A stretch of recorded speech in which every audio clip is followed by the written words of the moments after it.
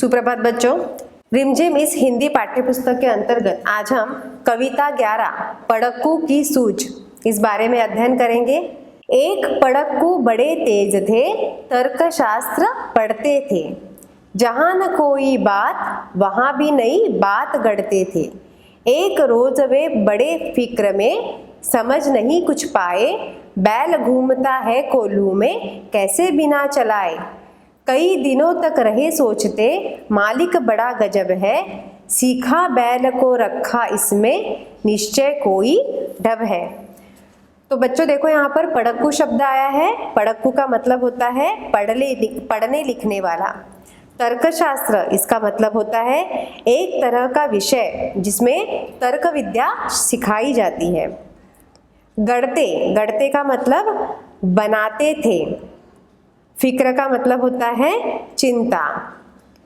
गजब का मतलब होता है विचित्र। निश्चय का मतलब होता है जरूर। ढब का मतलब होता है तरकीब या तरीका। तो इस प्रस्तुत पंक्तियां जो हमारी पाठ्य पुस्तक रिमझिम भाग 4 में संकलित कविता पड़क्कू की सोच से ली गई है। इस कविता के जो कवि है वे है श्री रामधारी सिंह दिनकर। वे इस कविता के माध्यम से हमें बताना चाहते हैं कि पड़क्कू व्यक्ति जो है वे तर्कशास्त्र पढ़ते थे। पढ़ने में वे बहुत तेज थे। जहाँ कोई भी बात नहीं होती थी वहाँ भी नई बात गढ़ लेते थे। मतलब जिस बात में कोई तर्क नहीं होता है उस बात में भी वो तर्क निकालते थे। एक दिन की बात है, बेचारे पड़क्कू बहुत चिंता में पड़ गए, बड़ी सोच में पड़ गए थे। वे सोचने लगे कि आखिर कोल्हू में बैल बिना किसी के चलाए कैसे घूमता रहता है। कई दिनों तक वे इस विषय पर सोचते रहे। उन्हें लगा कि मालिक ने जरूर अपने बैल को कोई तरकीब सिखाई होगी, नहीं तो ये जो बैल है ये बिना किसी चलाए कैसे घूम सकता है। अब आगे कवि क्या कहते हैं। आखिर एक रोज मालिक से पूछा उसने ऐसे, अजी बिना देखे लेते तुम जान भेद यह कैसे। कोल्हू का यह बैल तुम्हारा चलता या अड़ता है, रहता है घूमता खड़ा हो या पागुर करता है।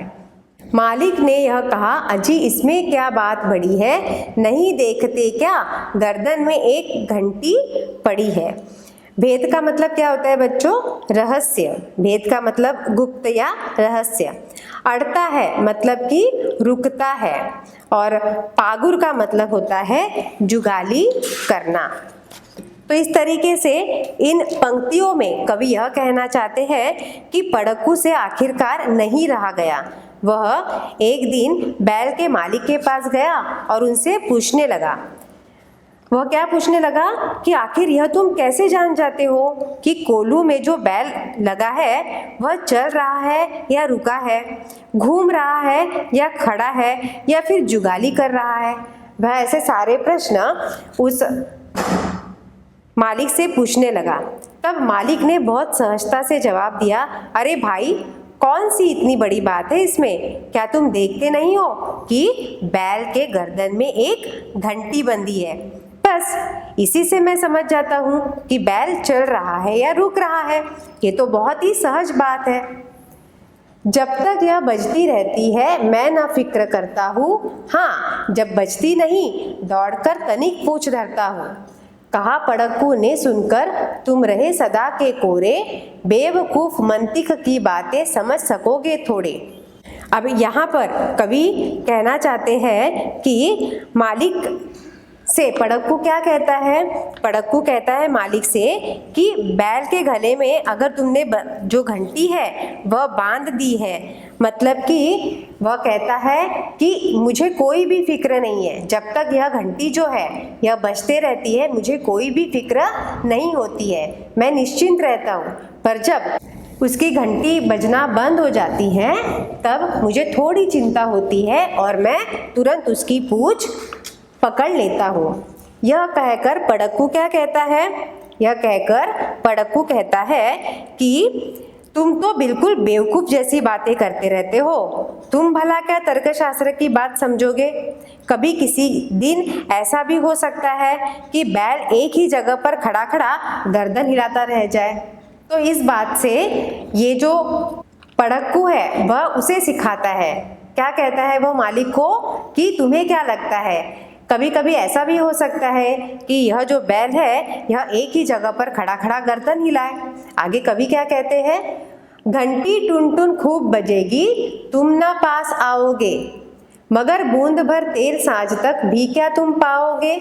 मालिक थोड़ा हंसा और बोला कि पढ़क्कू जाओ, सीखा है यह ज्ञान जहाँ पर वही इसे फैलाओ।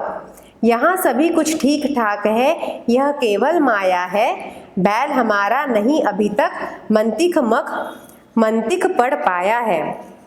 सांझ का मतलब होता है बच्चों शाम, मतलब संध्या, और मंतिक का मतलब होता है तर्कशास्त्र। कवि इस पंक्तियों के माध्यम से कहते हैं कि मालिक पढ़क्कू से कहता है, बैल के गले में बंधी घंटी जब तक बजती रहेगी तब तक मुझे चिंता करने की कोई ज़रूरत नहीं है, क्योंकि इसका मतलब क्या है कि बैल चल रहा है। इस पर पढ़क्कू ने कहा, कभी कभी इस दिन ऐसा भी होता होगा कि बैल खड़ा खड़ा गर्दन हिलाता रह जाए, तुम समझोगे कि बैल चल रहा है, लेकिन शाम तक एक भी बूंद तेल नहीं निकल पाएगा। तब मालिक हंसकर पढ़क्कू से बोले, जहाँ से तुमने यह ज्ञान सीखा है वहीं जाकर इसे फैलाओ, वहीं जाकर आपका ज्ञान तुम प्रदान करो। यहाँ पर सब कुछ ठीक ठाक चल रहा है, सब अच्छा चल रहा है, तुम्हारी बातें मुझे भ्रम लगती है, इसमें माया जाल है। अभी तक मेरा बैल तुम्हारा तर्कशास्त्र नहीं पढ़ पाया है, वह बिल्कुल सीधा साधा है। मतलब कि यह जो मालक है, यह मालक उस पढ़क्कू से कहता है कि तुम हर बात में कुछ ना कुछ तर्क लगाते रहते हो, पर मेरा जो बैल है वह बहुत ही सीधा साधा है, वह तुम्हारे तर्कशास्त्र को नहीं पढ़ पाएगा। तो बच्चों, इस कविता के माध्यम से कवि क्या कहना चाहते हैं? कवि यह कहना चाहते हैं कि हमें किसी को भी नीचा नहीं दिखाना चाहिए। यहाँ पर जिस तरीके से तर्कशास्त्र ने, मतलब कि वो जो पढ़क्कू है, उसने एक मालिक को मूर्ख साबित किया, करने का बहुत प्रयत्न किया, पर आखिरकार उस मालक ने उनसे क्या कहा कि आपका यह जो ज्ञान है आपने जहाँ से सीखा है वहीं पर आप बताइए, यहाँ पर सब ठीक ठाक चल रहा है। मतलब कि जो जैसा काम करता है उन्हें वैसा काम करने देना चाहिए, किसी के काम में हमें दखल अंदाजी कभी नहीं करनी चाहिए। तो इस तरीके से यहाँ पर यह कविता समाप्त होती है। धन्यवाद।